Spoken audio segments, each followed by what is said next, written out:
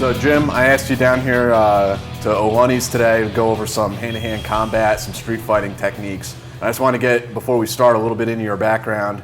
If you can tell us, a little bit about how you got into martial arts and how you got into street fighting.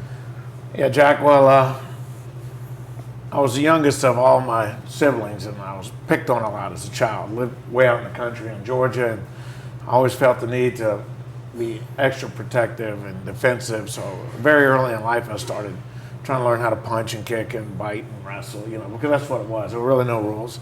And as I got a little older, I got involved with some Wing Chun, Kung Fu, and the soft styles. And then I got into some boxing in the Broad Street Arena in Richmond, Virginia. And then once I joined the military, I started studying Tai Chi Chuan with a guy who was really amazing, Yip Man offspring that taught me a lot about the sensitivity, with hands and stuff. And but the world we live in, especially in the military bases, just a lot of violence, a lot of testosterone. People get drunk, they fight, and of course, as kids, we weren't playing with Barbie dolls. We were playing King of the Mountain. So you want to win, right? And that's what we did. So I just practiced. I would get up in the middle of the night at midnight, and I'd grab a brick and I'd run so I'd make sure I could hold my hands up, because a lot of what you do in the street and in the ring involves how you stand, to maximize your leverage, to get your power behind your punches and kicks, and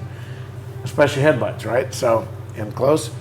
And, then I actually got out of the Army for a little while, and I went to a garage in Richmond, Virginia, and I started training with a guy who is currently the top rank, number one light heavyweight contender in the world, professional. Had no idea. And it was a war from day one. We used to fight and battle and run. And I think for the next couple of years, every ID card I had cuts and black eyes. Because you kind of experience, though, you do get chip shots every now and then when you train, right? So you never know what your next picture is going to look like. And then, of course, I went back into the Army to pursue my real goals, being special ops. And as I pursued that, every level that you achieve, you want more. So, the Gracie Jiu-Jitsu, I'd study, Jiu-Jitsu, boxing. I trained with Anthony Bradley, who I've known since 1972, who was also an assistant Olympic boxing coach, world team coach, USA team.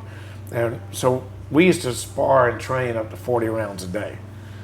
And and so, and when I was at Fort Bragg, I was going through some psychological things, and I used to drink a lot, right? It's just what you do. If you're not deployed, you come home, you drink, you talk to nice ladies, somebody gets jealous. It's an Army pastime, yeah, and you fight. And I mean, I've been in as many as 3 and 4 barroom brawls in a day. You beat somebody up, they run away, they come back later with their friends to find you. It's just the never-ending saga, right? So you train every night. I just figure out how I could hit harder, punch faster, move, make people miss.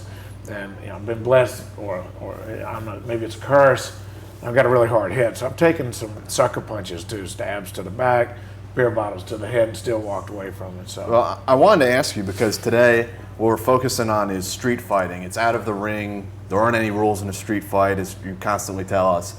What's the difference between what you learn, what you teach for street fighting, and what other people may have been exposed to in a traditional martial arts or something that's more sports-oriented martial arts?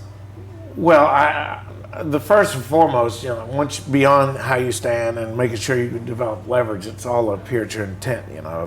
To me, I think we generally fail as a group, as a nation, in some places worldwide, that we just don't think it could ever happen to us. So when you train, you hear a lot about visualizing. The biggest thing is you gotta be willing to hurt people. Yeah. And I think that most Americans would rather be hurt than hurt someone else. So how do you? And that's something we can talk about today a little bit. But how do you teach a guy just to fire in a hole and not feel any remorse and not regret what's really going to happen? So to me, the biggest part of street fighting is, one, it's messy. You're never quite perfect, so it doesn't look like Hollywood, and it doesn't look like a sporting event. So I've seen some pretty rank amateurs out there look like a street fighter, but so it's a little messy. But so you're one away from perfection all the time. So you got to be able to hit these points where you can really just light them up, and that's all in your head. Your vision, your attitudes, all got to be designed to take that moment, which is going to be in a flash of a second, and you got to find that. You can only do it relaxed, and you back out of that. You've got to train to be mean. You got to know what to do after that first technique fails, right? Yeah. Never throw one. All right, let's get started.